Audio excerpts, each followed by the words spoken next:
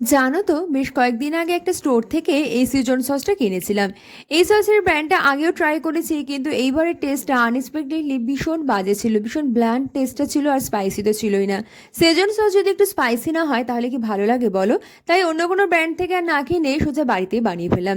এর জন্য 12 থেকে 15টা মতন শুকনো লঙ্কা লিউকম ওয়াটারে সোক করে রেখেছিলাম 30 মিনিট মতন। এরপর একটা গ্রাইন্ডারে ব্লেন্ড করে নিয়েছি। রাফলি ব্লেন্ডটা করবে, আর যদি তোমরা বেশি স্পাইসি না খাও সিডসগুলো আগে রিমুভ করতে পারো। এরপর একটা ফ্রাইং প্যানে 4 থেকে 5 table spoon oil, 1 table spoon আদা, 2 থেকে 3 টেবিল স্পুন রসুন কুচির পেস্টটা দিয়ে ভালো করে কষিয়ে নিয়েছি।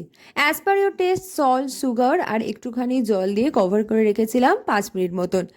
এরপর আর একটুখানি এটা নাড়াচাড়া করে সবশেষে সোয়া সস, স্পাইসি ভিনিগার আর 2 থেকে 3 চামচ মতন টমেটো সস দিয়ে মিক্স করে নিয়েছি। ব্যাস, Szechuan sauce ready. It's absolutely perfect.